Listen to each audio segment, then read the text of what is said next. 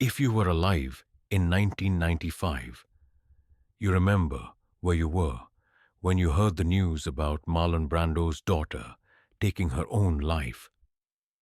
Because that wasn't just another celebrity tragedy.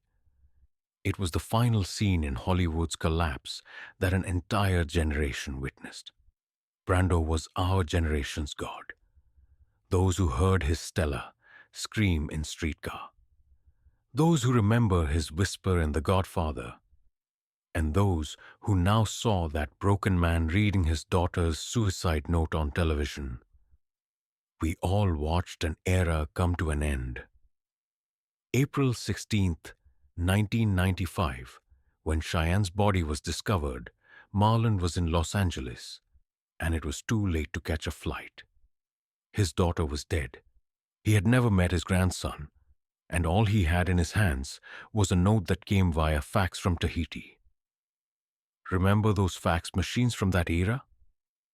That slow paper feed, that warming ink. The document Brando received was just like that, slowly emerging, and with each line, killing him a little more. 8 words. Our generation wrote letters, and Cheyenne wrote her last letter to her father. But this letter wasn't a declaration of love. It was an accusation. If you want to hear this story to the end and learn the truth behind Hollywood's darkest family tragedy, don't forget to subscribe to our channel. Because this isn't just a suicide story.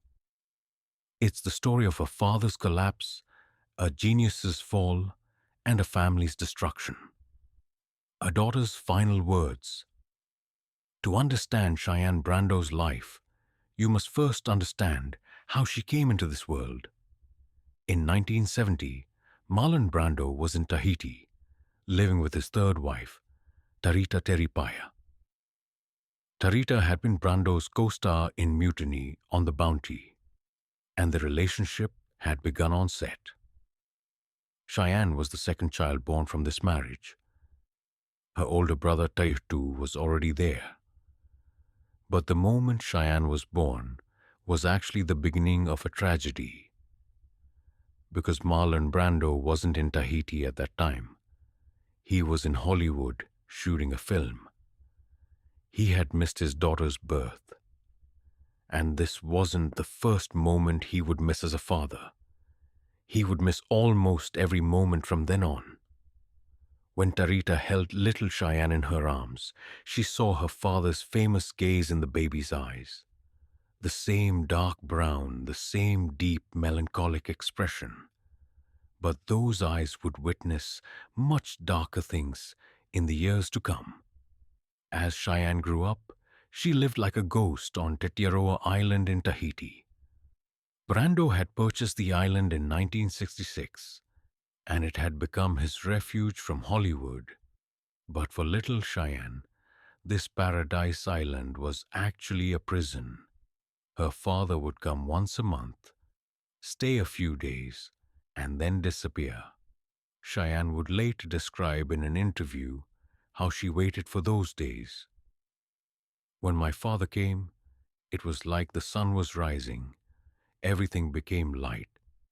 But when he left, the island would be plunged into darkness, and I didn't understand. Why was he leaving? Why didn't he love me? These questions grew in Cheyenne's mind as she grew, and she could never find answers. Because Marlon Brando might have been the world's greatest actor, but as a father, he never learned his role. When Cheyenne turned 10, her mother Tarita and Brando divorced, and the little girl began seeing her father only once or twice a year. Those visits became fewer and fewer. There was too much in Brando's life. Films, lawsuits, other children, scandals. But there was no time for Cheyenne. There never was. When she reached 18, Cheyenne moved to Paris and began her modeling career. She was beautiful. Her mother's Polynesian beauty, combined with her father's sharp features, had created an exotic and striking appearance. Vogue, Elle, Success was at the door. But in 1989, an event occurred that would change everything. Cheyenne was in a car accident, and her face was seriously injured. Surgeries began, but Cheyenne was no longer the same girl. Not just physically, she was mentally broken too. She received her first depression diagnosis after the accident. Medications began, and right at that moment, Doug Droller entered her life. Doug was the son of one of Tahiti's prominent families. Handsome, gentle, and in love with Cheyenne. Their relationship developed quickly, and by the end of 1989, Cheyenne was pregnant. But this wasn't happy news, because Cheyenne's mind was already going to a dark place. Even while pregnant, she continued taking depression medications. She called her father Marlon, asked for help, but Marlon was busy again. "We'll handle it," he said, but he didn't handle it. He never handled anything. The night the trigger was pulled, May 16th, 1990. By May 1990, Cheyenne was pregnant and fragile. She and Doug Droller had moved to Los Angeles, to her father's house on Mulholland Drive. Marlon had finally decided to keep his daughter with him. But it was already too late. Because there was another time bomb in that house. Christian Brando, Marlon's son from his first marriage. Christian was 32 years old, and his life was a disaster. Alcohol, drugs, violence. Christian was another broken child who had grown up because of his father's neglect. And on that night of May 16th, everything exploded. When Christian came home, he was drunk. He started arguing with Cheyenne. The details are still unclear. Some sources say Cheyenne claimed Doug was violent toward her. Some sources say Christian had a jealousy crisis. But the outcome was clear. Christian grabbed a gun, went downstairs, and shot Doug Droller in the head while he was watching television. Doug died instantly. Cheyenne screamed. Marlon was home but hadn't heard the incident. When Christian came upstairs, he told his father, "There was an accident." And Marlon Brando witnessed the most horrific moment of his life. His son was a murderer, his daughter was traumatized, and everything had happened in his house. When the police arrived, the Mulholland Drive house had turned into a war zone. Christian was arrested. Cheyenne was rushed to the hospital. Both her baby and her mind were in danger. Marlon called lawyers, started paying money, tried to cover up the scandal. But this time, money wasn't enough. The media went crazy. Brando's son, a murderer. Hollywood's dark secret, Brando family tragedy. Headlines continued for days, and right at that moment, Cheyenne gave birth. On June 26, 1990, Tuki Brando was born into the world. But Cheyenne couldn't see her baby because she had been admitted to a psychiatric hospital. Doctors diagnosed postnatal depression and post-traumatic stress disorder. Cheyenne was losing her connection with reality. And while all this was happening, Christian's trial began. Prosecutors needed Cheyenne's testimony because only she knew what was discussed that night. But Cheyenne couldn't speak. She was mentally unstable. She was sent back to Tahiti, to her mother, and she never testified in court. In 1991, Christian Brando was sentenced to 10 years in prison for voluntary manslaughter. But the real sentence was elsewhere. Cheyenne. Because she was no longer just depressed. Guilt was eating her alive. Her brother was in prison. Her boyfriend was dead. Her baby was growing up without her. And she thought all of this was because of her. At her mother's house in Tahiti, Cheyenne increasingly withdrew into herself. The medications no longer worked. Suicide attempts began. The first in 1991, the second in 92. Each time she was saved, but each time she died a little more. Marlon would call occasionally, asking, "How are you?" Cheyenne would say, "I'm fine, Dad." She was lying, and Marlon knew it was a lie, but didn't ask, because he didn't have the courage to hear the truth. The silence in Tahiti. In the mid-90s, Cheyenne was living like a ghost in Tahiti. Her son Tuki was staying with his mother, but Cheyenne couldn't take care of him. Tarita had assumed that responsibility. Cheyenne's days went like this. She would wake up, take her pills, go outside and look at the ocean, then go back to bed. She wouldn't talk. She wouldn't laugh. She wouldn't even cry anymore. She just existed. And each day she was disappearing a little more. Psychiatrists came and went. She's heading towards schizophrenia, they said. Permanent depression, they said. It might be too late, they said. But no one said the real problem. Cheyenne was dying of love starvation. Her father's love. Christian was released from prison early in 1994 for good behavior. But the prison inside Cheyenne was still there. Her brother was free, but she would never be free. And this thought pulled her deeper down. By April 1995, Cheyenne was 25 years old but looked 60. She had lost weight. Her hair had fallen out. The light in her eyes had completely gone out. Tarita was worried, but didn't know what to do.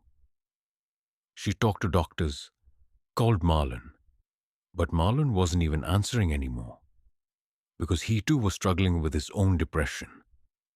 He had exceeded 300 pounds, wasn't leaving his house, wasn't talking to anyone. Two broken people, thousands of miles apart, unable to share each other's pain. On the night of April 15th, 1995, Cheyenne did something. She wrote. She took a pen and wrote 8 words on a piece of paper, addressed to her father. Then she put the paper in an envelope, wrote "Father" on it, and left it on the table. The next morning, April 16th, 1995, when Tarita entered her daughter's room, she found Cheyenne hanging. She was dead, 25 years old, and on the table, that envelope was still there. The Tahiti police came, conducted an investigation, took the envelope. They recorded the contents in the file, and at the family's request, didn't share it with the public. But a police officer would say this years later in an interview. When I read that note, I cried, because it wasn't just a suicide note. It was an accusation. What did that note say? It's not known for certain, but Marlon Brando's lawyer claimed he saw that note, and it contained this sentence: "Father, I am the blood of your failure." 8 words, and these words killed Marlon Brando. Not immediately, but slowly, for 9 years. Brando's collapse. Marlon Brando received the news of Cheyenne's death in Los Angeles. It was Tarita who called, and her first sentence was, "Marlon, you killed our daughter." Then she hung up. Brando froze. His friends say he didn't eat, didn't speak after that day. He just sat and waited. What he was waiting for wasn't clear. Maybe for Cheyenne to call back and say, "I was joking, Dad, I'm here." But the phone didn't ring. A day later, the fax machine activated. It was coming from the Tahiti police. It was a copy of Cheyenne's suicide note, being sent to the family as per procedure. Brando took the paper in his hand and read it. 8 words, and those 8 words tore him apart. Because it was true. Every word was true. Cheyenne was the blood of his failure. So was Christian. All his children were. Marlon Brando was the world's greatest actor, but the world's worst father. And now, he couldn't deny it. The funeral was held in Tahiti. Marlon couldn't go. His doctors said his health condition wasn't suitable for flying. But the real reason was different. He couldn't go. He couldn't look at Tarita's face. He couldn't look at Tuki's face. He couldn't look at Cheyenne's grave. Because it wasn't his daughter lying in that grave. It was his conscience. And Marlon Brando no longer had the strength to carry conscience. He locked himself in his house. For the next 9 years, the world would see Marlon Brando only a few times. Each time fatter, sicker, more dead. In his 2001 interview with Larry King, when King asked him, "What are your regrets?" Brando remained silent for a long time. Then he said, "My children. I wasn't a father to them, and now it's too late." There were tears in his eyes, but he wasn't crying, because he couldn't even cry anymore. The last 9 years. From 1995 to 2004, Marlon Brando was the living dead. He exceeded 300 pounds. Diabetes, heart disease, respiratory problems. Doctors wanted to hospitalize him, but he refused. "Why?" he said. "Why should I live longer?" Because he didn't want to live, but didn't have the courage to die either. Cheyenne's note was still in his house in a drawer, locked up. Sometimes at night, he would take it out and read it. 8 words, and with each reading, he died a little more. When friends came to visit, Marlon would always ask the same thing. "Do you think Cheyenne would forgive me?" And his friends would lie. "Of course, Marlon." But Marlon knew she wouldn't forgive, because Cheyenne hadn't forgiven in that note. She had accused, and that accusation was carved into Marlon's final years. By 2004, Marlon Brando was just a shadow. His lungs were failing. Fibrosis had been diagnosed. He was connected to an oxygen tube. He was getting around in a wheelchair. And he was alone. His children weren't visiting him, because Marlon didn't want them to. "Don't let them see me like this," he would say. But the real reason was different. He saw Cheyenne in their eyes. He saw that accusation. July 1st, 2004, Thursday. Marlon Brando's lungs stopped. Only his lawyer and private nurse were with him. His last words were recorded, "I'm sorry." Who was he saying it to? To Cheyenne? To Christian? To all his children? No one knows. But those 2 words were answering 8 words. "Father, I am the blood of your failure." And Marlon's answer, "I'm sorry." His funeral was held in Los Angeles, at a small ceremony. Only 13 people were there. No one knew what to write on the headstone. Because how do you summarize Marlon Brando? The world's greatest actor? The world's worst father? In the end, they wrote this: Marlon Brando Jr., 1924, 2004. Just name and dates, because the rest was too painful. Christian Brando came to his father's funeral. 8 years later, in 2008, he died too, from pneumonia, 50 years old. Of Brando's 11 children, 2 had been lost in the tragedy. And the rest? They're alive, but they hate Marlon. Because he wasn't a father. He was just a name, a shadow, a failure. The note's legacy, Cheyenne Brando's suicide note, was never fully released to the public. The Tahiti police closed the file. Tarita didn't speak. Marlon took the secret to his grave. But those 8 words, "Father, I am the blood of your failure," somehow leaked out. Some claim Marlon's lawyer said it. Some say a police officer disclosed it. Some say it's completely made up. But whether it's real or fake doesn't matter. Because those words perfectly summarize the truth of the Brando family. A father neglected his children. A son became a murderer. A daughter committed suicide. And a genius was destroyed. Tuki Brando is 45 years old today and a model. He never knew his mother. She died when he was only 4. His grandmother Tarita raised him. And Tuki said this in an interview. I don't know my grandfather Marlon. He's just a name. But I know everything about my mother Cheyenne. Because she was an angel. And angels always stay. Perhaps this is Cheyenne's legacy. An angel's fall. The daughter of Hollywood's biggest star fell to the world's darkest place. And when she fell, she took her father with her.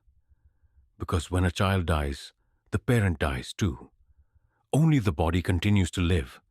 But the soul goes. From Hollywood's dark mirror. Marlon Brando's story isn't just one man's tragedy.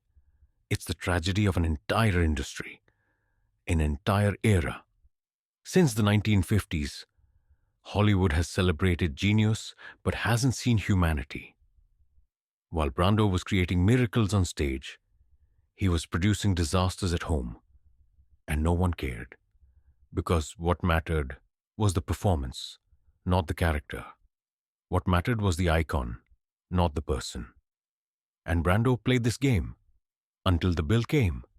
Cheyenne's death was the last page of that bill, and the amount written on it, a life, a soul, a future. Today, method acting is still taught. Brando's techniques are still used. But no one teaches this. You don't have to give up being human to possess genius. Brando thought so, and that mistake cost 2 of his children their lives. Christian went through violence, Cheyenne through pain, but they both left for the same reason: fatherlessness. Because Marlon Brando was there, but wasn't. He had seen, but hadn't looked. He had heard, but hadn't listened. And his children had a ghost father. Ghosts can't save you. They only haunt you. And in the end, you become a ghost too. A father's last words. Cheyenne Brando's 8 words ask a question. What does it mean to be a father? Is it just a biological connection? Or is it to exist, to see, to listen, to love? Marlon Brando did the first but couldn't do the second. He fathered 11 children, but couldn't be a father to any of them. And in the end, the blood of that failure was spilled on Tahiti's soil. It cost a young woman's life and destroyed a genius's soul.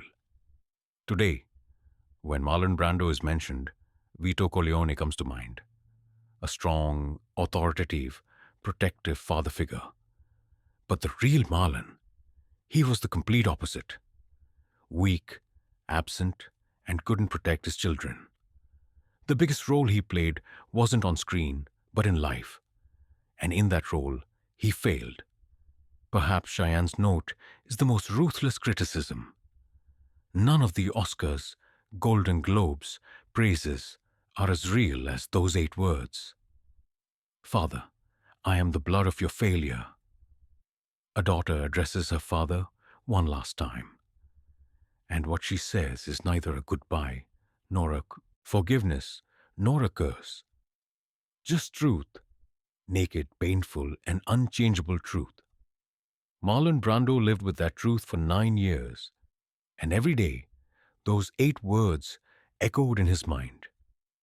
When he woke up in the morning, when he went to bed at night, when he looked in a mirror, because now he was hearing Cheyenne's voice, not his own. And that voice wasn't forgiving. A generation's final lesson. Our generation saw Hollywood's golden age. We witnessed the birth of stars, their brilliance. But no one saw the darkness. What happened behind those spotlights? What tragedies were lived behind those stages? Marlon Brando became the symbol of that darkness. A man as tragic as his genius, as broken as his iconhood. And Cheyenne, she became the victim of that darkness. What can a father give his daughter? Love, time, existence. But Marlon gave none of these. And Cheyenne grew up in that absence, suffered, and eventually was lost.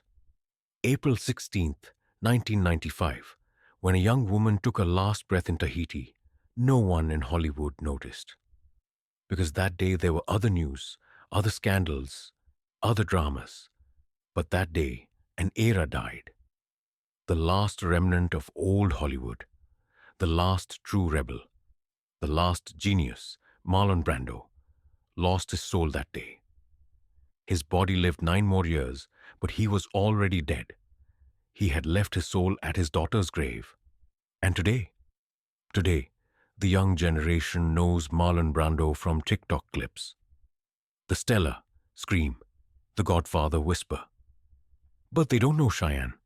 They don't know Christian. They don't know that grave in Tahiti. And maybe that's good, because that story is too painful. That story shows the cost of genius. And that cost sometimes takes a life. Sometimes two. Sometimes a family. If we're to draw a lesson from this story, it should be this. No success is worth extinguishing the light in your child's eyes. No Oscar deserves those 8 words in your daughter's last note. No fame excuses neglecting your duty as a father. Marlon Brando learned this too late. And when he learned it, it was already too late to make amends. The End of Silence. Cheyenne Brando's grave is in Tahiti's Punawia district, in a modest cemetery. The stone is simple, just name and dates. Cheyenne Brando, 1970-1995. Few visit, because the world has forgotten her. But being forgotten might be what Cheyenne wanted. Throughout her life, she was always a shadow. Her father's shadow, her brother's shadow, the scandal's shadow. And in her death, she finally found silence. Tuki sometimes comes, leaves flowers at his mother's grave, and sits silently. Because there are no words to say. There's only silence. And maybe that's what should remain at the end of the story. Silence. The screams are over, the accusations are over, the pain is over. All that remains is the Tahiti wind, caressing the gravestones, and a father's last words. I'm sorry. But sorry can't bring Cheyenne back, can't save Christian, can't repair the Brando family. Sorry is just a word, and sometimes words come too late. Marlon Brando's grave is also in Los Angeles, simple and unassuming. 2 graves, thousands of miles apart. Father and daughter, separate even in death, just like they were in life. And the distance between them? Not just geography. 8 words. Father, I am the blood of your failure. Those words will stand between them forever. Not a bridge, but a chasm. And that chasm can't be closed by any apology, any tears, any regret. Because some wounds don't heal. They just remain. And they remind you, once there was a father here, but he wasn't there. And there was a daughter, but she's gone now.